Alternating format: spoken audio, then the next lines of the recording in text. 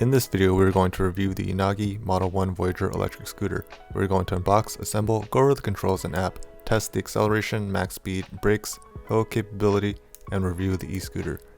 The Voyager has dual 250 watt front and rear hub motors with a max output of 1000 watts, max speed of 20 miles per hour or 32 kilometers per hour, thumb throttle, 36 volt 10 amp hour battery with a range of up to 25 miles or 50 kilometers, dual e-brake and rear step brake, 7.5 inch solid tires, headlight, taillight, and weighs 29 pounds or 13 kilograms.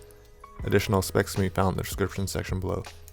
You can also rent one of these for as low as $39 a month or $1.30 a day, and there's a link for your first month free.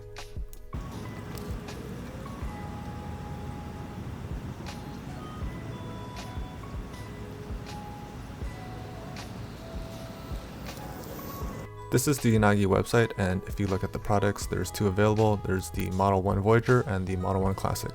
And you might be wondering, what's the difference between the two? If we go to this page, the Model 1 Classic MSRP is for $990 and the Model 1 Voyager MSRP is for $1490. You can rent the Model 1 for as low as $39 a month and the Voyager for $69 a month for a used one. It's $79 a month if you want a new one. The differences are the range. The Model 1 goes up to 12 miles and the Voyager goes up to 25 miles. The Voyager also has 200 watts more max power at 1000 watts, has more torque. It also weighs about a pound more. There is a faster charger. The battery capacity is 1 amp hour more at 10 amp hours. The Model 1 Voyager also has an app where you can track the distance remaining on the battery, and you can also lock the e-bike. I have a link for your first month free, so check that out in the description section below. This is the box that it came in. The box is about 4 feet long, 10 inches deep, and 18 inches high. Inside the box, there was another box.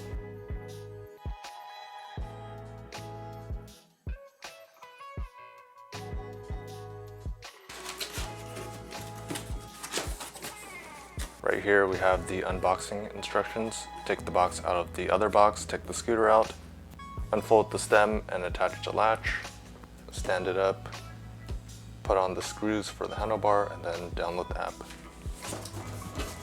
We have to download the Unagi app before using the scooter, so this is the QR code to install the app.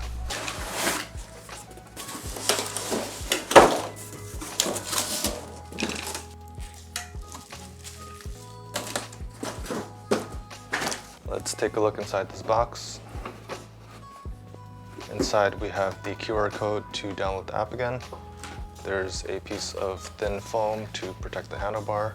We have the handlebar, the charger, there's 4 nuts, Allen key, and then inside this box there is a bolt and then also the charging port cover. We'll go over the functions in a second, but I just wanted to emphasize how nice the build quality is. It's very smooth and glossy. The handles have a nice rubberized touch to it. There's 2 levers and buttons. Down here appears to be a speaker, there's the plug, and then there's also a light. Let's unfold the scooter. We'll take the bubble wrap off, and then you can't pull the stem up without pushing this down first. So once you push this down, it unlocks it, and then you can pull this up, and then it automatically locks by itself. In order to pull the stem down, you pull this lever down, and then you can unfold it.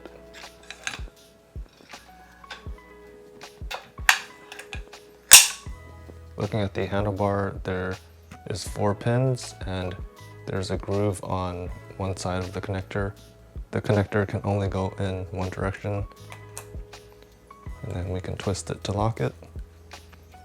This is a triangular piece, so it only goes in one direction. We'll take our 4 bolts and put them in. We'll take our Allen key and tighten them.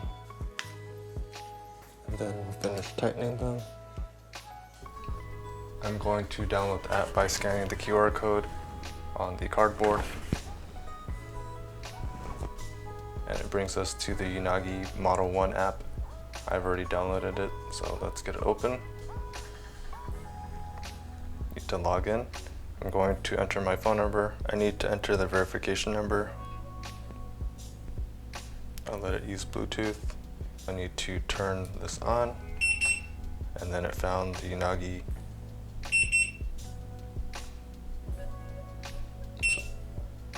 Finish pairing.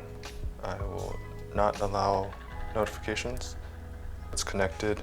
This is the main page. It shows that I have the Model 1 Voyager. It's connected. And then if I scroll to the side, you can add another scooter. It says there's firmware update required. I'll do that in a second, but let me just look through the settings. The odometer is 0 miles. By default, the distance is the odometer distance. If you click it again, it says the trip distance. The battery distance to empty, if you click it, it shows the battery percentage. By default, the pedal assist level is 2. It says there's a 12 mile per hour limit, and the distance is 8.1 miles. If I change to gear 3, it has a 15 mile per hour limit with a distance of 7.4 miles. If I go to P, there's a 3 mile per hour limit with a distance of 8.1. And then in speed 1, it says there's a 9 mile per hour limit with a battery distance of 7.3 miles. Acceleration, I can do beginner, advanced, and then the headlight I can turn on or off. E-lock is off, I can turn it on. Let's take a look at the settings. I can add another scooter, I can change the name, so I'm just going to keep it as that by default. The units you can change from metric or imperial. Distance to empty, seems like you can customize the distance equation. The hill climb is nominal or flat, and then the rider's weight, you can change the weight, and that's what it uses to estimate the distance. You can configure notifications, manage account, help, and then your account information. Let's update the firmware.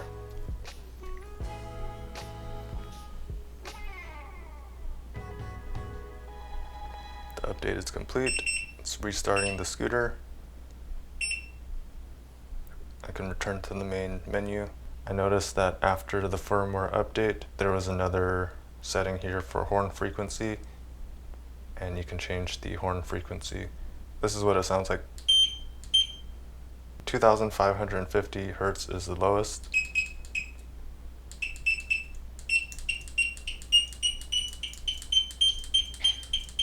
And 3150 is the highest. Let's take a look at the controls. In order to turn the scooter on, you press and hold the power button for 3 seconds, and it turns on. It shows you the current speed in miles per hour, the odometer in miles, the battery percentage. If it's single motor or dual motor, the pedal assist level. If we look at the manual online, it says that speed 1 goes up to 9.3 miles per hour, speed 2 goes to 12.4 miles per hour, speed 3 goes up to 15.5 miles per hour, and P provides 3.7 miles per hour of assist. So here are the other indicators. There's a light icon, there's a Bluetooth icon, there's the foot icon, and then there's the dual motor, which is a little different from what's shown here. The dual motor is down here. Starting from the left, this is the horn. This is the brake lever. This is the ride mode. So if you press it once, it changes from odometer to trip. And then if you hit it again, it goes back to odometer. If you hit it twice, it changes the gear. So I'm in 3rd gear, it's 2 by default. Go back to 1. This is the throttle, and it doesn't work unless you're actually pushing the scooter. There's a power button right here. If you press and hold it for 3 seconds, it turns on. If you press and hold it for 3 seconds, it turns off. If you press it once, it turns on the light. If you press it again, it turns off the light. If you press it 2 times, it changes between single or dual motor. And then if you press it 3 times, it goes to the pedestrian walk mode that provides 3 miles per hour of assist. If you press and hold the horn and ride mode button for 2 seconds, it changes from miles per hour to kilometers per hour.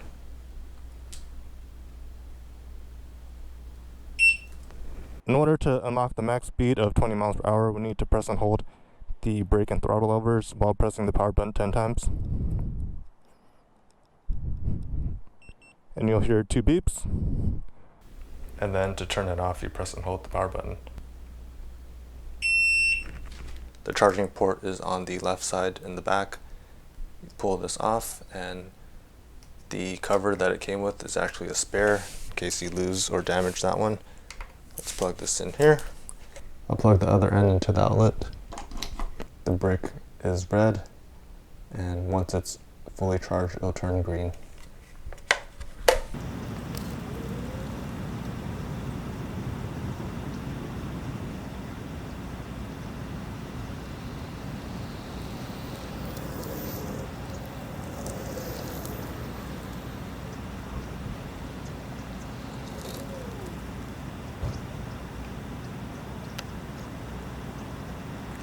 I'm going to test the acceleration and max speed in each of the 3 gears for single and dual motor, and then I'm going to unlock the max speed of 20 miles per hour from 15 miles per hour and test that as well. For single motor, I'm in gear 1, and let's go. And we hit the max speed of 9-10 miles per hour. Let's go to gear 2.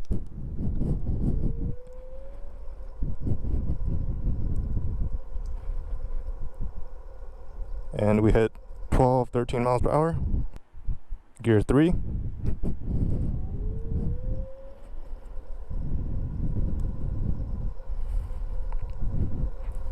And we hit 15 miles per hour.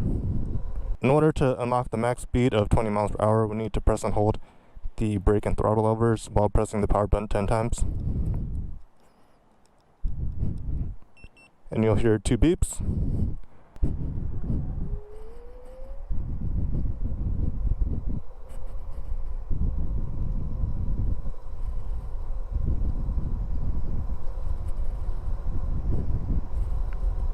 And we hit 20 miles per hour. Let's go to the dual motor, and let's go back to 1. And we already hit 10 miles per hour. Gear 2. And we hit 13 miles per hour. Just for comparison's sake, we'll put the stock limit back on. We'll press and hold the brake and throttle lever while pressing the power button 10 times. 1, 2, 3, 4, 5, 6, 7, 8, 9, 10. We heard that 1 beep. Let's go to the 3rd gear. And we hit 15 miles per hour already.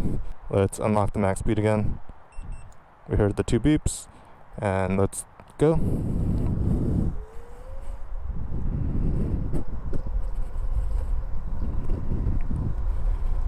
And we hit 20 miles per hour already. That was very quick. I'm going to test the brakes. I'm going to hit the max speed of 20 miles per hour. This is the worst case scenario, and then I'm going to use the thumb throttle to see how soon it stops, and then I'll use the mechanical brake to see how soon it stops, and then I'll use both to see how soon it stops. So let's go. And my front wheel stopped right there. I just measured it with my feet. It stopped around 13 feet. We're going to do the same thing with the fender brake. And I stepped on the brake. It was actually skidding for some distance, and I stopped. I don't know, that was probably twice the distance. Let's say 26 feet. The electric braking seems to work better than the rear one. If the system did shut down, you can still use the mechanical rear fender brake. So now I'm going to use both of them and see how soon it stops. I would say it stopped around the same distance as just using the front electric brake. You can get in the habit of using both, but from this example, the electronic braking seemed to provide enough braking distance where you don't really need to use this. And I also did notice that this tends to wear the tire down more too, so there is some brake dust, and I might just use this one so I don't wear out the tires. One thing I also noticed was that the electric braking seems pretty good. If I grab on it suddenly, sometimes I feel like I'm launching forward, so you just either need to lean back or be very careful when stopping. It doesn't have suspension, so a lot of these bumps I can feel, but that's just a sacrifice of having a lighter weight scooter. You don't get that suspension. And then because these are solid tires, these are not pneumatic tires, you can also feel the bumps more. The good thing about non-pneumatic tires or non-air-filled tires is that you don't have to worry about them being punctured. Right now I'm going to test some hills. This is a semi-steep hill, and with the dual motors on gear 3, it's taking it without any issues, hitting 16 miles per hour, 17, and it's not struggling at all. The dual motors really helps with these hills. It's starting to drop. We're at 16, 15, 14. Any other portable scooter wouldn't have been able to take that. Let's just say it takes hills well. And if it's too steep, it still takes it, but it slows down a little bit. Moving on to the review, I really like the scooter. Compared to other portable scooters that I reviewed in the $300 to $500 range, this one surpasses them all. I feel like the build quality is top notch. It feels like a premium luxury product. Some people call it the Apple of scooters. Like, just the build quality here, it's very sleek. Everything about it looks very nice, and the colors as well comes in different colors. The brakes work very well. I was able to stop from 20 miles per hour in around 13 feet. There's 2 motors, and it was able to take a lot of these steep hills without any issues. For some of the steeper hills, it just slowed down a little bit, but I was still able to take them. Some scooters I reviewed in the past would have struggled or wouldn't have been able to take them at all. The only bad things I could think about were the braking. I feel like it's too good. When I brake, it kind of launches me forward, so I just have to be careful of leaning backwards or braking slower. I feel like this handlebar stem wobbles a little bit, but there might be an option to tighten it. It is a little bumpy over potholes and rough streets. That's because there's no suspension. Adding suspension would have made this a little bit heavier. I think their goal was to keep all of this performance in less than 30 pounds, which they did very well. And then also the tires, they're not air-filled, they're solid. The good thing about it is that you don't have to really maintain them. You don't have to inflate them. You don't have to worry about getting punctures. But then they are a little stiffer than air-filled tires. I also didn't see an option to enable cruise control. Also, the horn isn't very loud, so people can't really hear you when you're behind them. The Model 1 Voyager, the one that I'm reviewing, it's $14.90 if you were to buy it, but if you were to rent it, it's $69 a month. You have to add $10 a month if you wanted a new one, otherwise they give you a used one. So it's around $2.30 a day, which isn't too bad, especially if you don't plan on keeping it a long time. There's also theft insurance, and they also maintain it for you.